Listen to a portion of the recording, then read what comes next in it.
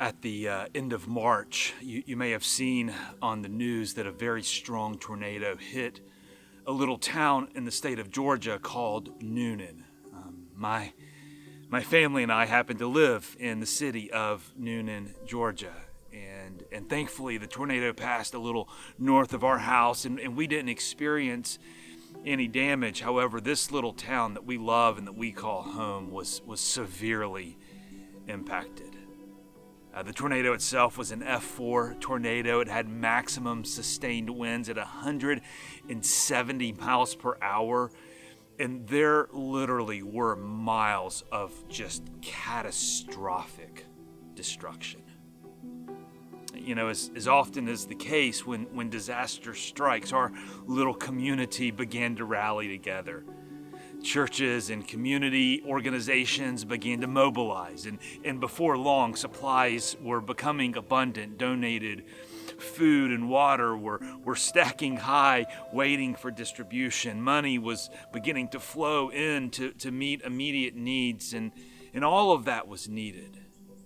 In fact, some of the areas that were the hardest hit by the tornado were some of the most economically challenged parts of our town, and the donations of food and water and clothes and tarps and an army of volunteers with chainsaws were desperately needed.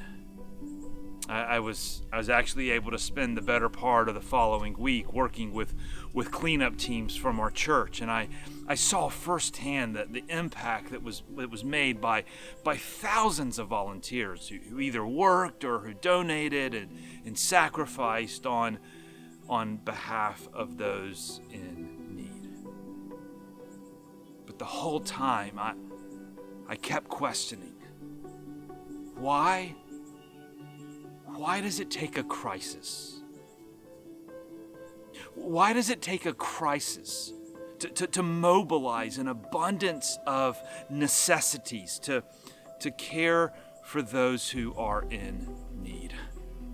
Why does it take a crisis for churches to go into parts of our cities that are economically depressed and yet usually just get ignored? Why does it take a crisis for it to feel normal to knock on a stranger's door and ask, how can we help you today? Hebrews 10 has been on my mind lately. The author of Hebrews is trying to encourage the believers that he's writing to who are experiencing their own crisis of persecution, and he wants to remind them of their past faithfulness. And he says something so intriguing in Hebrews chapter 10, verse 34. He says this: you suffered along with those in prison, and joyfully accepted the confiscation of your property, because you knew that you yourselves had better and lasting possessions. Joyfully accepted the confiscation of your property. I mean, what a vivid yet rather unusual statement that is.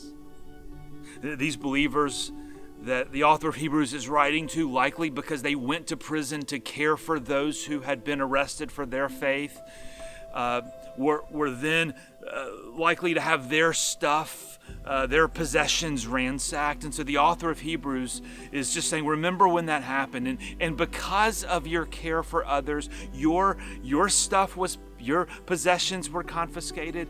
And remember how you accepted that. You accepted it joyfully. Joyfully. That they were joyful. They were joyful because they knew, the author of Hebrews says, that what they had coming was infinitely better than anything they could possess here, and that made all the difference. Living in light of eternity is so transformative that it can produce joy when we lose everything here in the care of and in the service of others. And so What if it wasn't a crisis that mobilized us to care for the poor, to care for the needy, to care for the hurting, to care for the displaced? What if it was a belief put into action that everything we have here in this life actually is just momentary? And there is a promise of something exceedingly better that is eternal, and that losing everything here is okay, because what we have coming is so much better. Could it be said of us that we were willing to joyfully lose everything here?